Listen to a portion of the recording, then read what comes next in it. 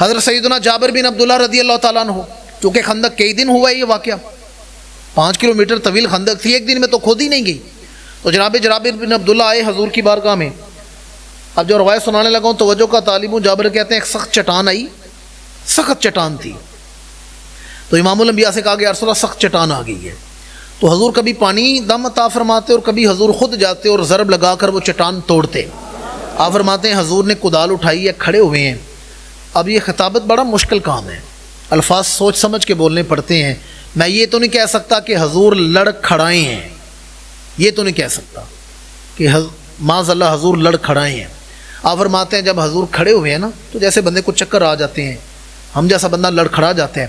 آپ فرماتے ہیں میں نے جب وجود اقدس پر نا بھوک کی وجہ سے نکاہت دیکھی تو جابر کہتے ہیں میں رہ نہیں سکا. میں دوڑا گھر گیا اور گھر جا کر میں نے اپنی بیوی سے پوچھا یہ بتا گھر میں کھانے کے لیے کیا پڑا ہوا ہے، گھر میں کوئی کھانے کی چیز ہے تو بتا کیا پڑا ہوا ہے.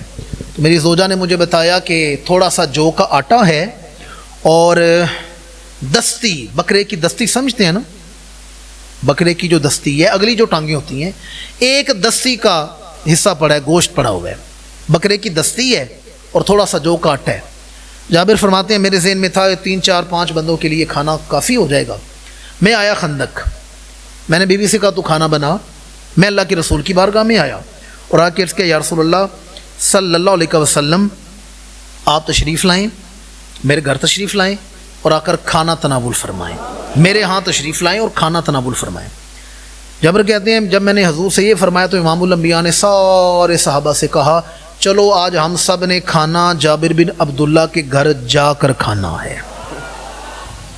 آج ہم نے کھانا جابر بن عبداللہ کے گھر جا کر کھانا ہے. جابر فرماتے ہیں میرے تو ہاتھ پیر پھول گئے کہ میرے ذہن میں تھا امام الانبیاء تشریف لے آئیں گے، ساتھ شیخین آ جائیں گے، عثمان غنی آ جائیں گے، مولا علی آ جائیں گے، تو یہ تو 3000 ہیں، یہ تو سینکڑوں کی تعداد ہے. آپ فرماتے میرے ہاتھ پیر پھولے. میں دوڑا گھر گیا. میں نے اپنی بیوی سے کہا یہ بتا کہ گھر میں کچھ اور بھی ہے کھانے کے لیے، کچھ اور بھی ہے جسے کھانا بن سکے. تو میری بیوی نے کہا نہیں، یہ دستی کا گوشت تھا اور تھوڑا سا جو کا آٹا تھا، اور تو کچھ نہیں.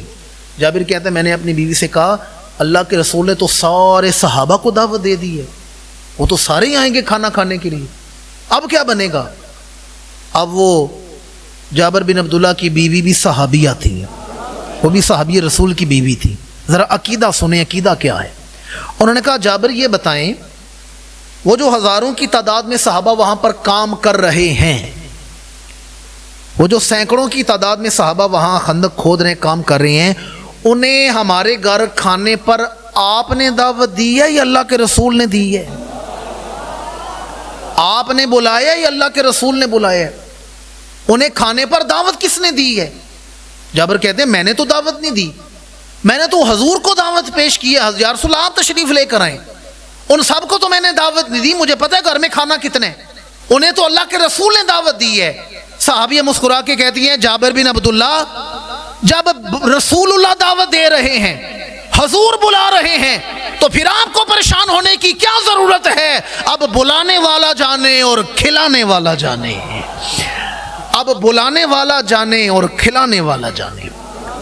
پھر امام الانبیاء سارے صحابہ کو لے کر، بلکہ حدیث کے الفاظ نے فرمایا وہاں رش نہ بنانا، ٹولیاں بنا کے جانا. آئے حضور، فرمایا جابر ابھی روٹی نہ بنانا، جو آٹا بنایا ہے، جو آٹا گوندا ہے، جو سالن بنایا ہے میرے پاس لے آؤ. جابر لے کر آئے. امام الانبیاء نے ان میں اپنا لعاب دہن مبارک ڈالا ہے، اپنا لعاب دہن ڈالا ہے، اور میں جاؤ یہ واپس لے جاؤ.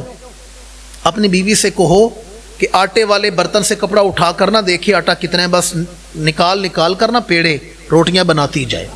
اور وہ جو سالن ہے نا، سالن اس کی بھی ہنڈیا سے ڈھکن نہیں اٹھانا، بس کسی طریقے سے نکال کر نا سالن دیتے رہو، ڈھکن اٹھا کے دیکھنا نہیں پیچھے رہ کتنا گیا ہے. جابر کہتے ہیں ہم نے ایسے ہی کیا.